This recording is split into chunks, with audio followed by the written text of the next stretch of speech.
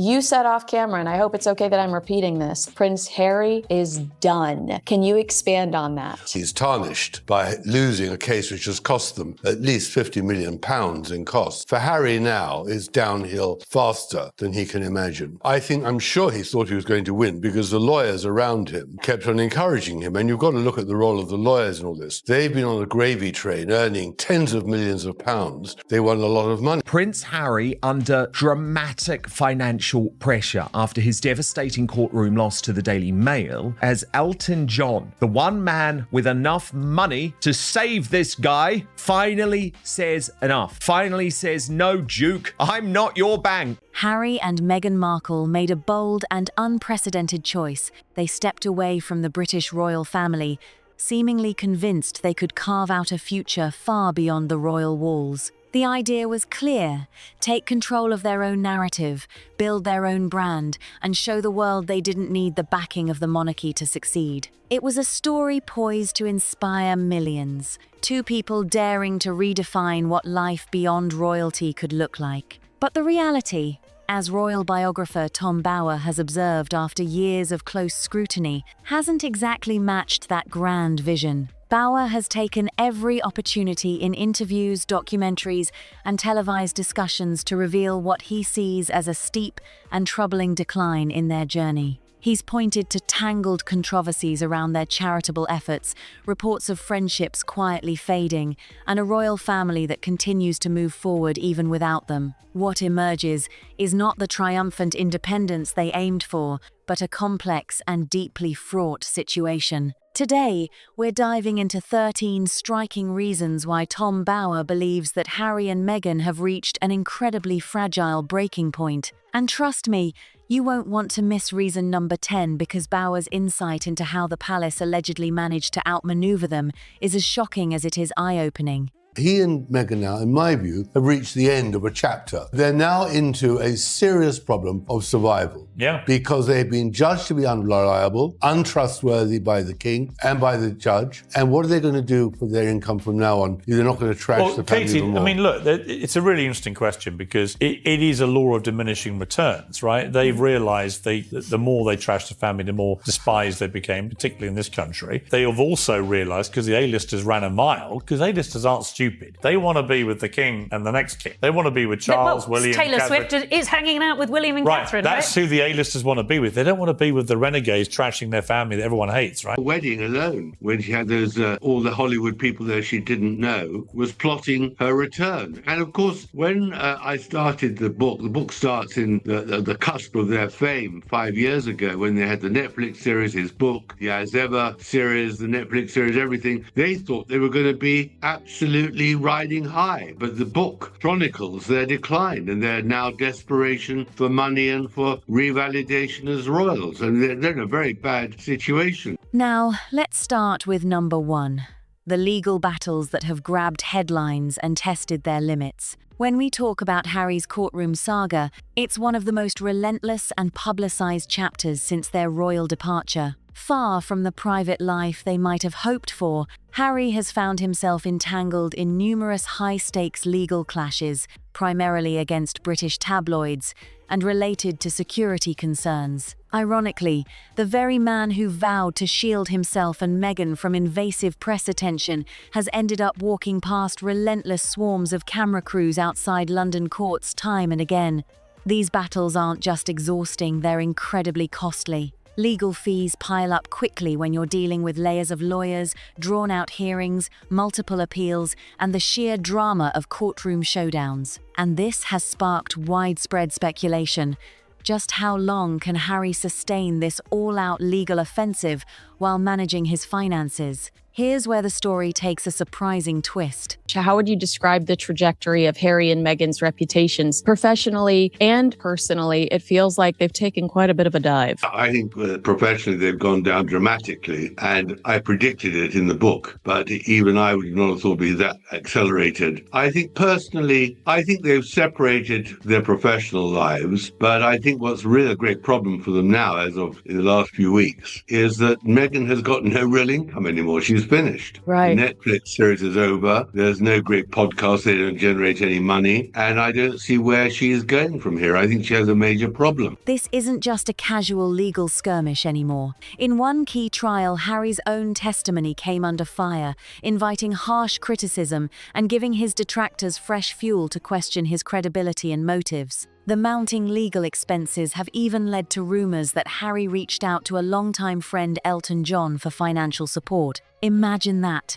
a prince aiming for complete independence, yet reportedly needing help from friends to keep fighting these battles. In the end, Harry left royal duties in search of freedom and self-reliance, but the reality unfolding is far messier, and it's reigniting debates about whether these costly legal struggles are now putting serious strain on his resources and resilience. Backed by a circle of well-connected, affluent friends, Harry began chasing courtroom wins, hoping to gain some control. But many of those legal battles came with staggering price tags, revealing a harsh reality. Now, with the Netflix, that is a great problem because Netflix, of course, also reflects what's in Harry's autobiography, which has been ghosted for him. I don't know if you actually read it, but I'm sure that it contains a lot of very damaging material about Charles, William, Kate, and of course, against Camilla, Charles's wife. And so the whole package is now really a time bomb for the royal family and filled with poison. And I think one of King Charles's greatest challenges is to somehow diffuse that time. And I think he's made various threats to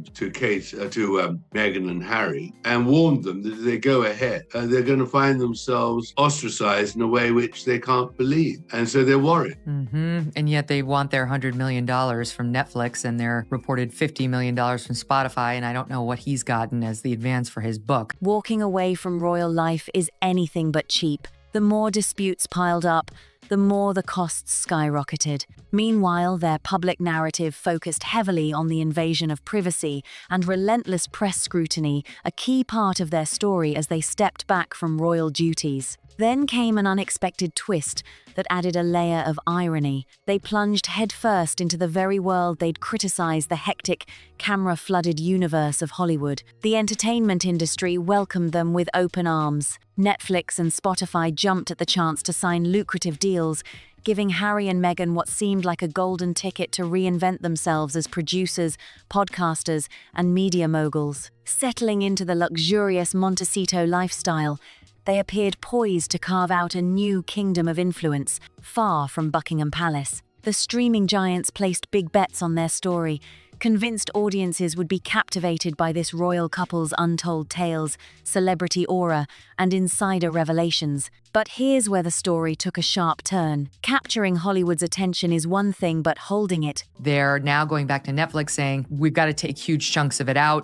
In the wake of the Queen's death, it doesn't feel appropriate. We don't maybe not want to go as hard on the family as we did. And that Netflix and the film's producers are saying, no, you said the stuff. This is the film. This is why you're getting $100 million.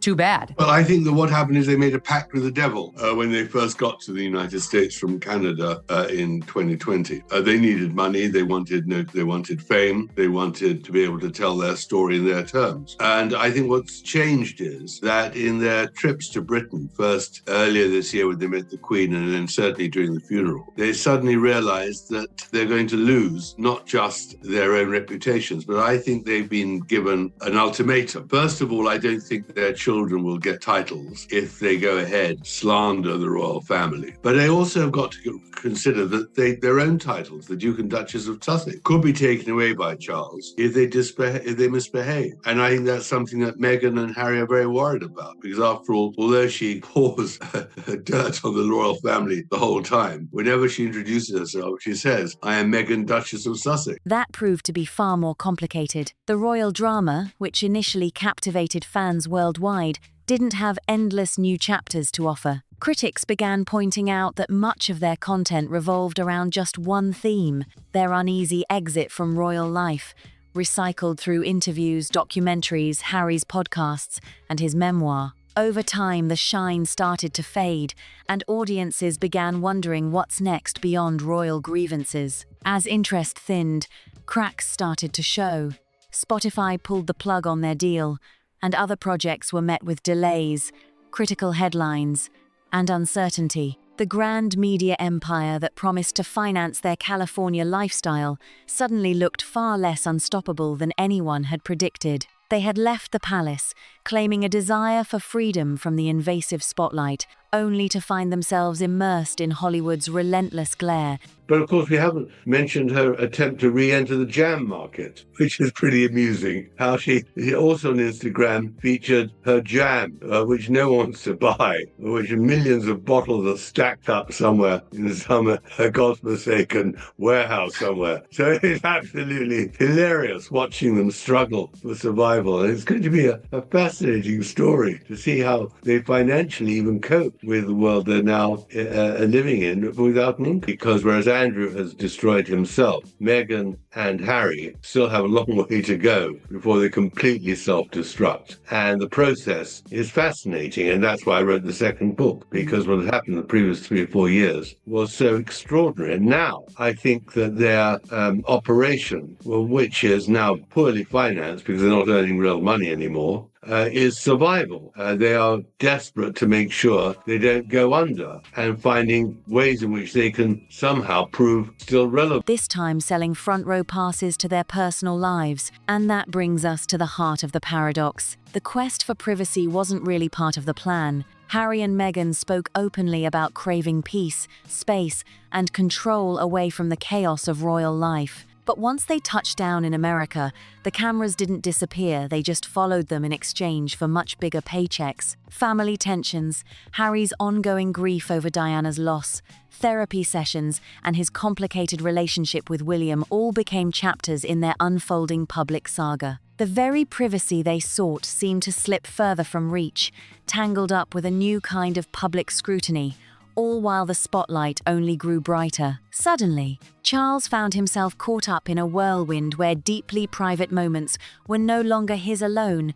They transformed into fuel for public consumption. Interviews, Netflix specials, podcasts, and best-selling books, all piggybacked on what once might have been sacred memories. On the surface, it seemed like Harry and Meghan were escaping the relentless glare of the royal spotlight, but in reality, every time a lucrative offer came their way, they willingly cracked open the door a little wider. When they came across for the Queen's funeral, and there was that amazing scene outside the castle of meeting the well-wishers in the walk, there was always talk of reconciliation. Charles and William and Kate go one side, Harry and Meghan the other side, smiling and all the rest of it. But at that time, William didn't know that Harry and Meghan had already recorded their poison for Netflix. It was already edited. All the stuff that we heard today about Charles lying, about William screaming and shouting, was in the can, was being edited, and they duplicitly did not reveal what they were going to do. Now, Harry's got form on that, because he did exactly the same at Prince Philip's funeral, when he recorded that whole thing about how his father was responsible for his mental breakdown. And he stood in the St. George's Chapel, knowing that he'd done his family down in the Apple broadcast, the armchair broadcast, and didn't reveal it. So he's as duplicitous as, even it goes down to the lawyer saying that in that statement, when they have that long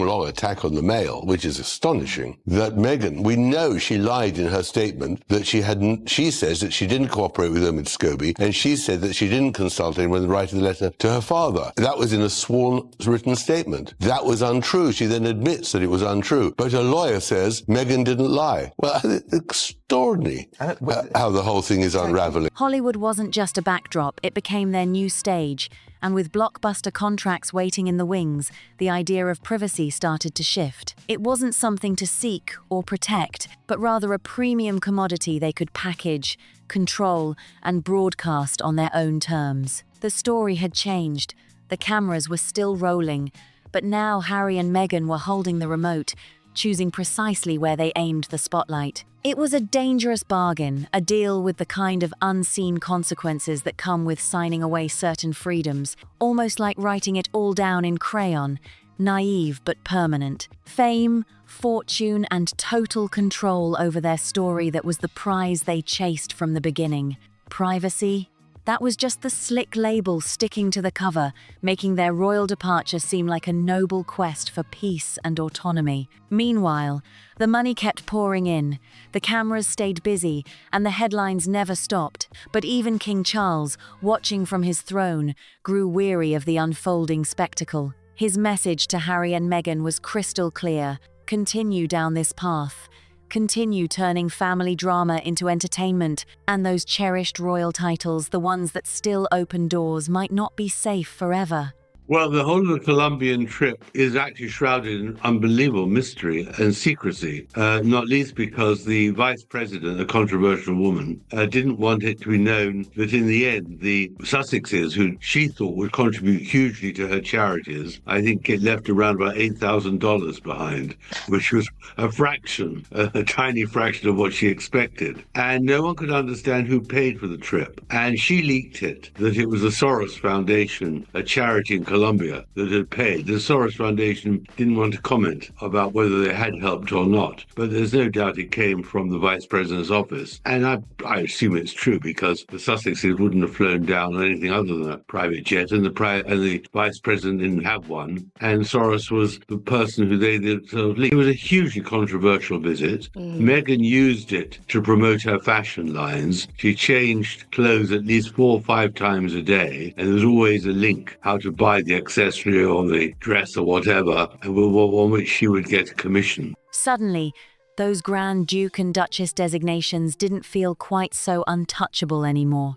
What Harry and Meghan wanted was tricky. They craved the freedom to live their own way, without palace rules stifling them, yet clung tightly to the royal status that granted them influence and access. King Charles wasn't about to let them play that game indefinitely. The privacy pitch stopped convincing anyone once huge checks began rolling in consistently.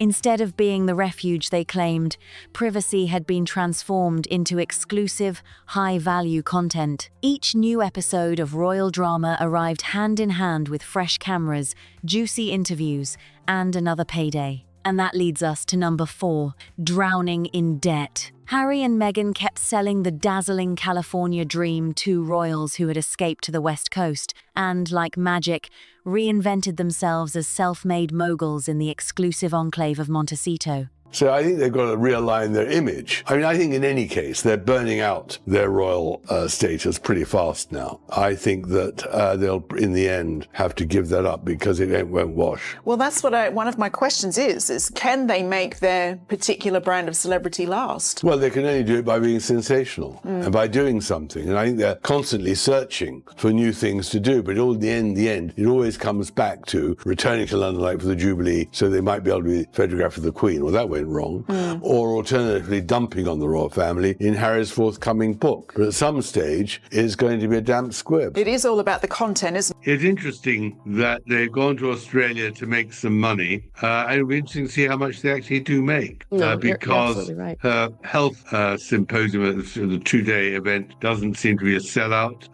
Her clothes, of course, will sell well because there are people who hang on to her fashion advice, but there's little else there other than this celebrity chef stuff. It's a compelling narrative: talent, hustle, and ambition turning exile into empire. But behind the gates of that sprawling mansion, the financial reality was far more complicated. The estate wasn't paying for itself.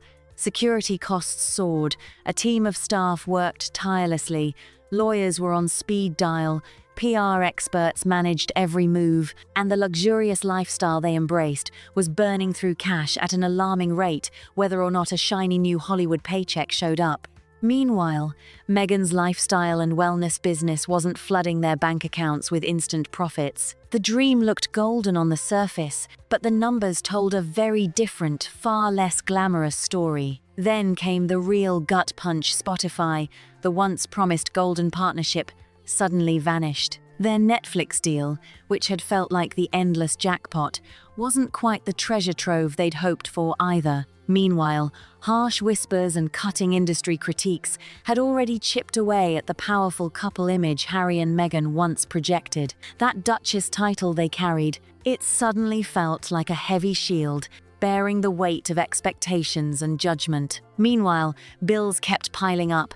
Hollywood's well of money wasn't pouring in like before, and no amount of glamorous branding or clever ventures could erase the creeping financial strain. This was no simple rough patch.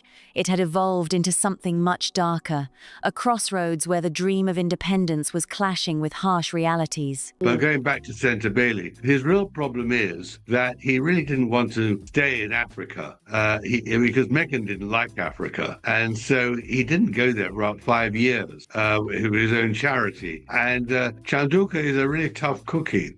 She wasn't going to put up with all his nonsense. And as the book shows, Harry doesn't like being pushed around. He got rather bored with having to play polo to raise money for his own charity, and he didn't even go and visit the charity for all those years. So she tried very, very hard to relaunch it and get the finances switched to America, and he did everything he could really to sabotage her. That was really the awful thing. Well, his problem is that he doesn't like anyone telling him what to do, and he didn't like Sophie Chanduka telling him that he was damaging his own charity by his own image. And the real problem starts when Meghan arrives at this charity polo match in Florida and behaves outrageously. And Harry, she forces Chanduka away from presenting the prize so she can do it. And it's all just absolutely ludicrous. And Harry wants Chanduka to actually protect Meghan's reputation, which she refuses to do. And of course, that is the cause of a huge explosion between Harry and Sophie Chanduka. And of course, Meghan, one feels, is in the background saying that he should have nothing to do with her. And from then it goes downhill all the way. Harry and Meghan had bravely stepped away from a royal institution worth billions, fully convinced they could create an empire even grander on their own terms. But instead of soaring high, their grand vision was starting to look like it was fueled by little more than dwindling resources, hopeful fantasies, and a growing sense of desperation. The steady income they counted on had yet to arrive. It was all promises and anticipated deals that fell short. What was left behind the scenes? A relentless parade of public appearances, prestigious awards, glossy photo ops, and meticulously crafted scenes that seemed designed to broadcast success to the world. On the surface, they remained polished, poised, and powerful, an image that kept the rumors at bay. But behind those beautiful Montecito gates, the reality was far grimmer, with financial pressures quietly tightening their grip. Amid this turmoil, their need to prove their ongoing relevance became more urgent. One particularly charged moment was the Queen's funeral, a poignant event that brought the world's eyes back to the royals. There, outside the castle, an evocative scene unfolded, Harry and Meghan exchanging well wishes with mourners during the walk.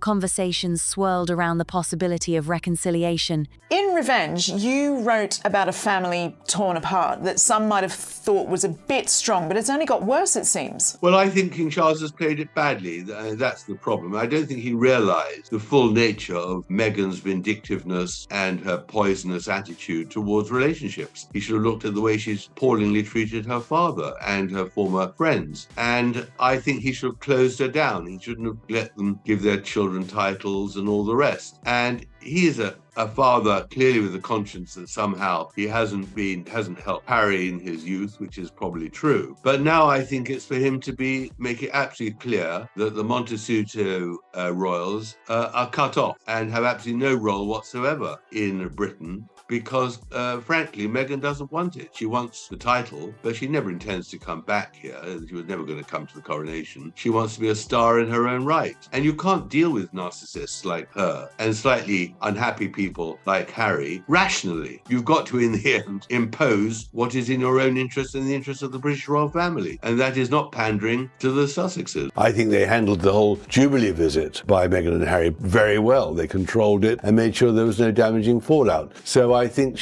the Queen can be pleased that her son and grandson are rescuing the problem and repairing the problem and creating a nexus, a tight group who will see the monarchy on through the rest of the century. On one side stood Charles, William, and Kate. On the other, Harry and Meghan, each group smiling, exchanging polite gestures, and feeding the media's appetite for signs of healing.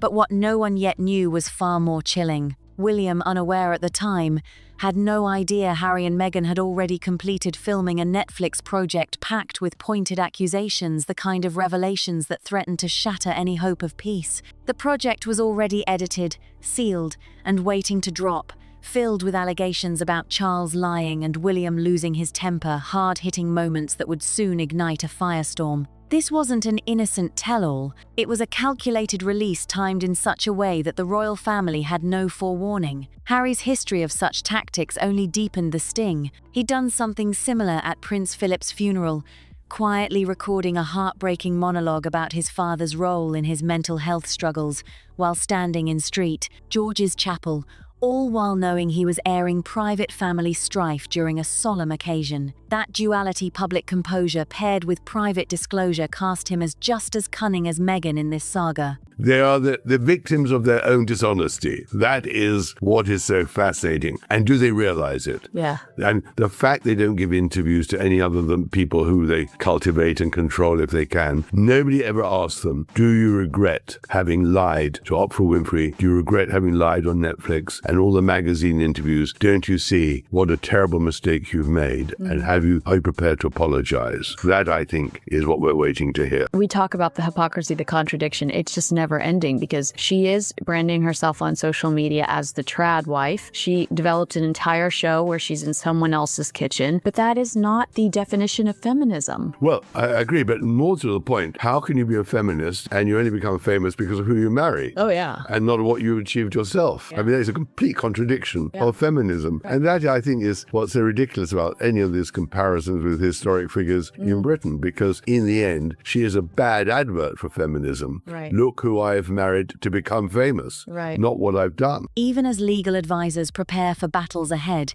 the undercurrent remains clear.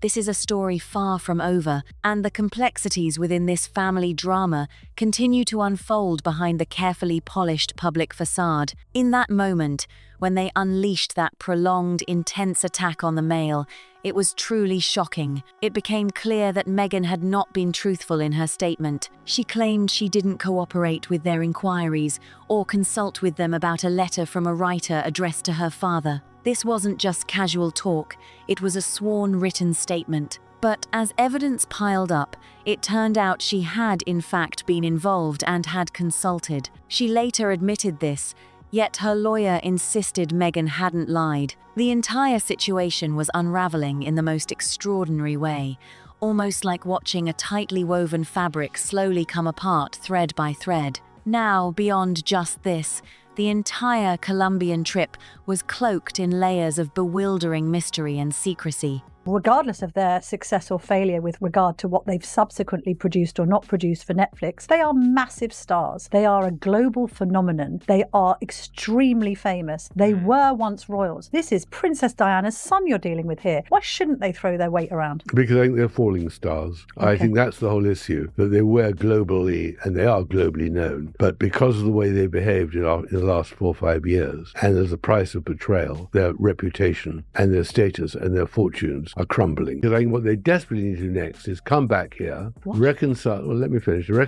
the king, revalidate their royal status, which they desperately need, so that they put up behind them all the invective and nastiness which they've spewed and profited from in previous years. And that is why the Birmingham Invictus was so critical for Harry. He was offered Washington, but he chose Birmingham, and the reason was that he hoped that his father would come and he'd stand on the podium with them. It only deepened the intrigue, especially considering the involvement of the vice president, a figure already surrounded by controversy. What made it so puzzling was that the Sussexes, whom the vice president had hoped would significantly boost her charitable causes, ended up contributing a mere fraction of what was anticipated, around $8,000. That's barely a drop in the bucket compared to expectations. To add to the oddity, nobody could quite figure out who actually footed the bill for their extravagant trip. Eventually, word leaked that it was supposedly the Soros Foundation,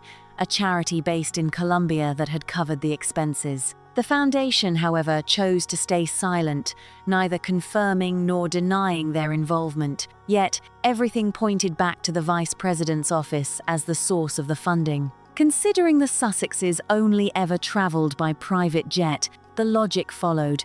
The vice president didn't have a private jet, and the Soros Foundation was the only named entity connected to the trip, an intriguing piece they themselves let slip. That visit stirred up heaps of controversy. How can Prince Harry have no regret? Well, not only about that, but a lot more. I mean, he said the most dreadful things in his book about Prince William, about Kate, about his father, and about Camilla, and about Britain too. And of course, it wasn't only in his book. He did it on the Netflix series and the Apple series. And all over the world, he's gone round saying Britain's a racist country and this country is, his family's racist and all the rest. So the fact that he actually comes to Britain on a very, very structured, well-organised tour, gives away £1.5 million to charities, money he hasn't really got, but he'll do anything to ingratiate himself, convinces the royal core of reporters that it's all reconciliation, convinces his father at the very last moment to meet him for reconciliation, promises that he'll be silent when he leaves, gets to Ukraine, and immediately delivers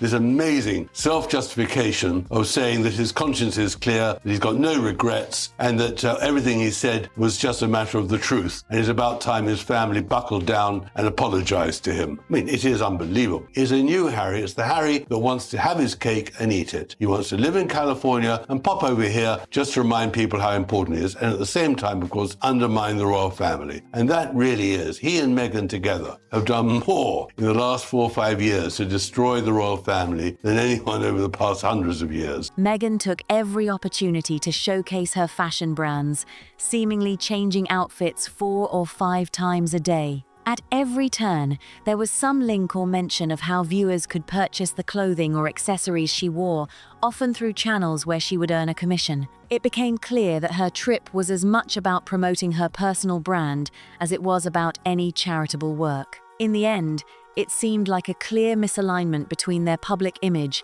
and their actual actions. The Sussexes appear to be burning through whatever royal favour they had left at a rapid pace. It's looking increasingly likely they will eventually have to let go of that royal status altogether, because the public is just no longer buying into the narrative. To stay in the spotlight, they seem to be chasing sensational headlines and dramatic moves, always searching for the next way to keep themselves relevant. Opportunities and fresh adventures, it seemed no matter how far they roamed, the magnetic pull of London always drew them back, especially for monumental occasions like the Jubilee. You'd think such grand events would be the perfect moment to capture a loving image of the Queen, but instead, things took an unexpected turn for the worse. And if that wasn't enough, there was always the looming prospect of Harry's upcoming book, rumoured to reveal sharp criticisms of the royal family. Yet, despite all the noise and anticipation, at some point,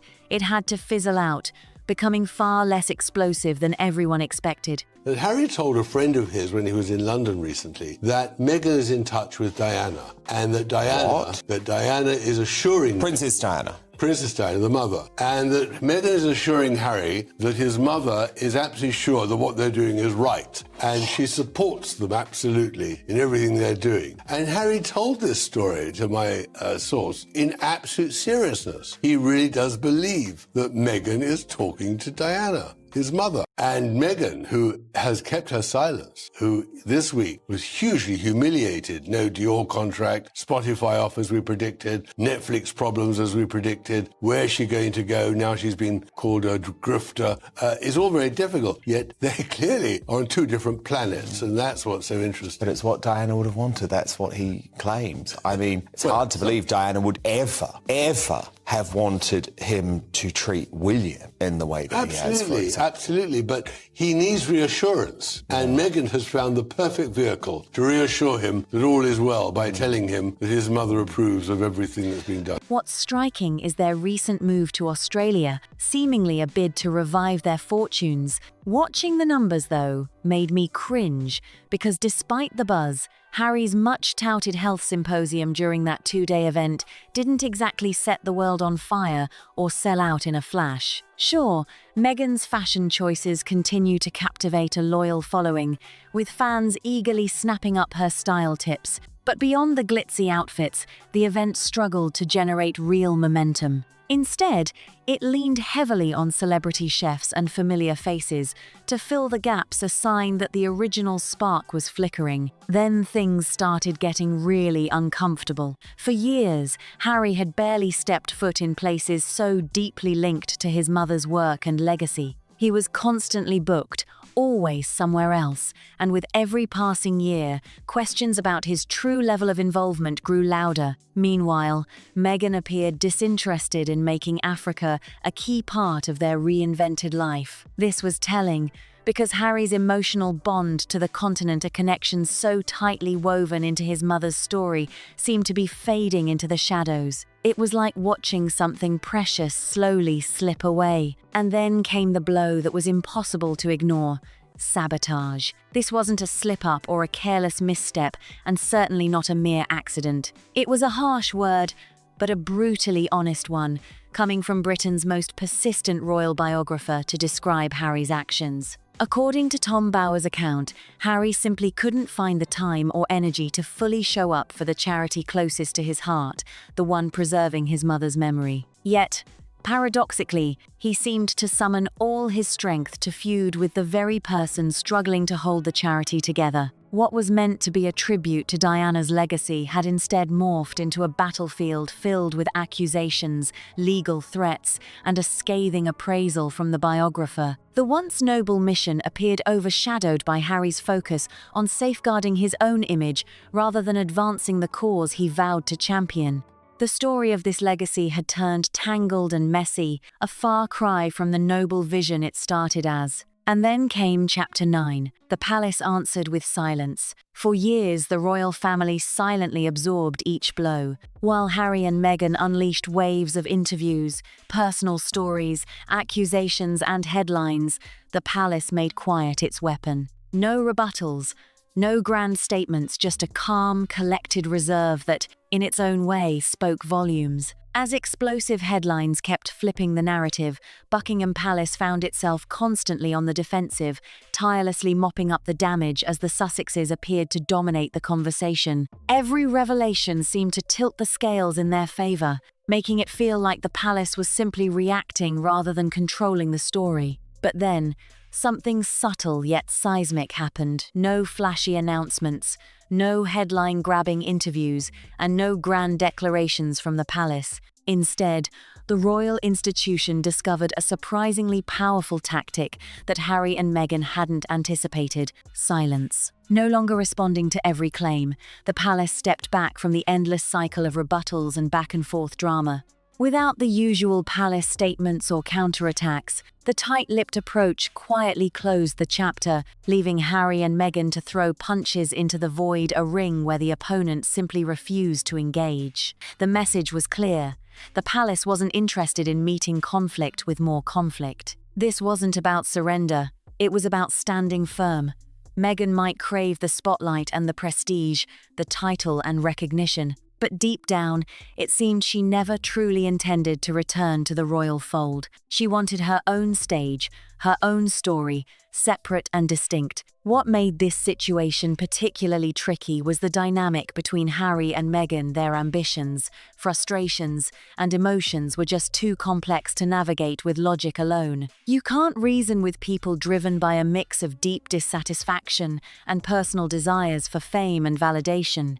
Eventually, the palace realized that the best way forward was to prioritize the interests of the monarchy itself. That meant no more bending to pressure, no more pandering to the Sussexes, and certainly no dramatics. Take the Jubilee visit as a perfect example.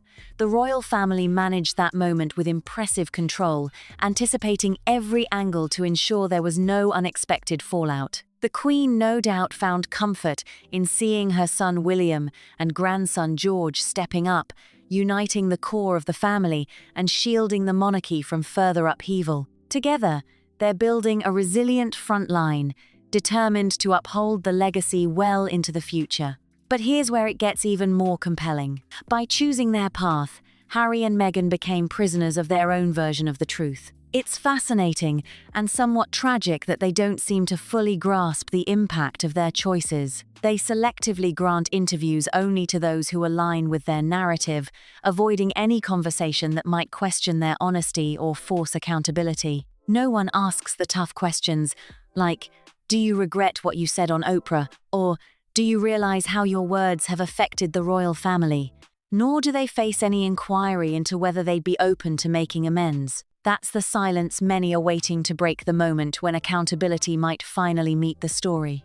And amidst all this, an intriguing question lingers. How does one firmly embrace feminist ideals while gaining fame primarily through the identity of their spouse? It's a dilemma wrapped in layers of public perception and personal ambition, one that adds yet another twist to this unfolding saga. What did she truly accomplish on her own? That question cuts to the heart of the matter because it stands in stark contrast to what feminism stands for: empowerment based on individual achievement. And that contradiction is precisely what makes comparisons to historical British figures feel so off. In reality, her story becomes almost a cautionary tale for feminism, not a celebration. It's like saying, "Look who I married to get famous," rather than "Look what I've done with my own talents and efforts." The promise was that everything would change once the rigid, old-fashioned royal traditions stopped holding them back. No more forced curtsies,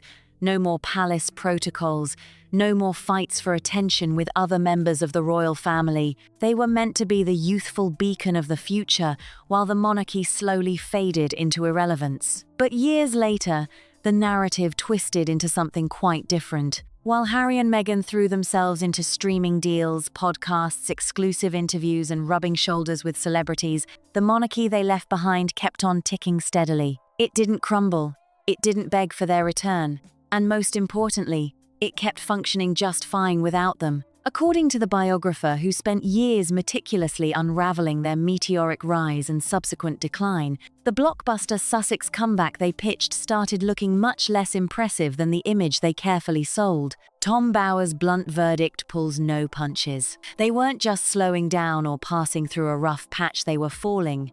Meanwhile, William and Kate quietly went about their work, staying focused, fulfilling their royal roles, and blending seamlessly into the palace machinery that runs like clockwork. From a distance, Harry and Meghan could only watch as the brand they believed they would reshape was slowly losing its sparkle. Headlines became less fervent, public interest dimmed, and no amount of Netflix money could buy back the prestige, influence, and royal connections they had willingly left behind. The couple, who once believed the royal family needed them to thrive, found themselves looking back at the palace gates, hoping for reconciliation. Suddenly, the very things they turned their back on, royal status and relevance, shimmered with a new, irresistible value. And every single day the monarchy carried on without them made that reality painfully clear. Then there's the unforgiving truth of burned bridges. This didn't happen overnight. Harry didn't lose the trust of his family in one explosive moment. It was a slow, painstaking erosion, piece by piece. Every revealing memoir that spilled private family details, every pointed interview that widened the rift between him and William, chipped away at that fragile foundation of trust. What once might have been a hopeful attempt to heal and grow became yet another wedge driving them further apart. The narrative exploded with jaw-dropping allegations aimed at Camilla, a sharp critique of Charles's role as a father, and whispers of heated arguments unfolding behind the palace's closed doors. Nothing felt off limits once Harry chose to share his perspective. From petty squabbles at Nottingham Cottage to deep-rooted family tensions and the complexities woven into royal marriages, every fragment was spun into the vast, unfolding Sussex saga. Yet, despite all this, Harry still seemed reluctant to offer the heartfelt apology that his family quietly longed for. Instead, his pattern was clear. He'd return to Britain, make headline-grabbing philanthropic gestures, pose solemnly before the cameras with that unmistakable royal poise, then vanish back into yet another attention-grabbing moment. In Harry's own mind, These appearances kept his conscience spotless. The apology? It wasn't supposed to come from him. It was supposed to come times him. And that's what made this entire situation so painfully complex and raw. He was standing amid the ruins of relationships he'd played a pivotal role in breaking, yet somehow he was still waiting on others to make the first move, to call him, to meet for reconciliation on his terms. He was promised that once he left, he'd be met with understanding, silence would follow, and his sacrifice would be recognized. But almost immediately after arriving in Ukraine, instead of quiet reflection or stepping back, Harry launched into a kind of personal defense, a powerful self-justification, declaring his conscience was clear, with no regrets, insisting that everything he revealed was simply the truth that must be heard. He even suggested it was high time his family took the first step toward apologizing to him. It's staggering, almost surreal. This is the same Harry who insists on having his cake and eating it too, wanting to enjoy the glamour of a California lifestyle, pop back to the UK to remind the world of his importance, and all the while, quietly chipping away at the foundations of the very royal family he was born into.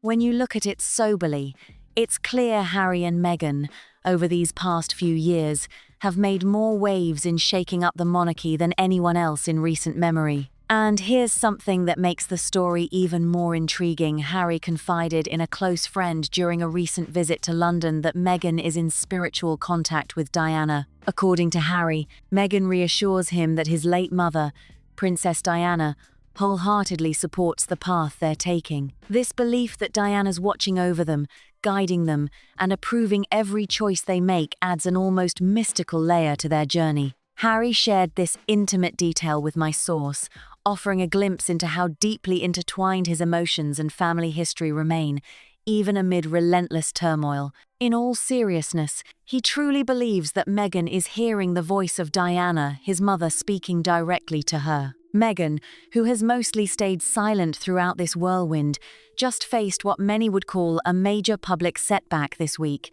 The highly anticipated Dior contract never materialized, the Spotify deals we predicted failed to come through, and the Netflix projects hit unforeseen hurdles just as we anticipated. So, where does she go from here? Now she's being labeled by some as a grifter, a stark and challenging reputation to shake. It's a tough path ahead, yet somehow, Harry and Meghan seem to be existing in completely separate worlds. That's what makes the whole situation so compelling and tragic all at once. He desperately seeks reassurance, and Meghan has found a masterstroke of comfort telling him that Diana's spirit is not only watching over them but fully approving of every decision made. It's like a secret shield, a perfect emotional lifeline that they cling to when everything else seems to spiral out of control. And here's the twist.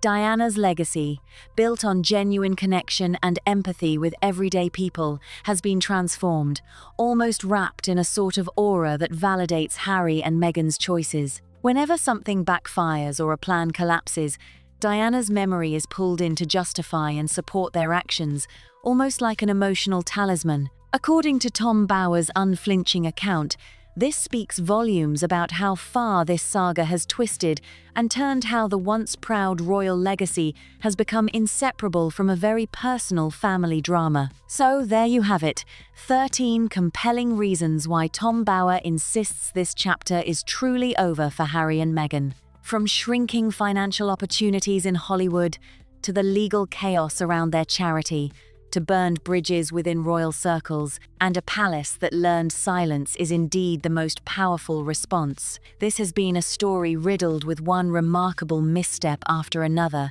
a cascade of setbacks few could have imagined. Now, I want to hear what you think. Which moment do you feel was the absolute turning point, the worst of the worst? Was it the drying up of Hollywood finances, the explosive legal battle wound around their charity, or perhaps the palace's quiet but calculated strategy to outmaneuver Harry and Meghan at their own game? Drop your thoughts and opinions in the comments below. I'm eager to read your take on what really shaped this drama. And if you found this story gripping, don't forget to smash that like button, subscribe to the channel for more deep dives, share this video with someone who loves royal royal dramas and hit that notification bell so you never miss an update. Join the conversation down in the comments. Your support is what keeps this channel thriving. For even more Meghan and Harry news and stories, check out the other videos appearing on your screen right now. Thanks so much for watching, and I'll see you in the next one.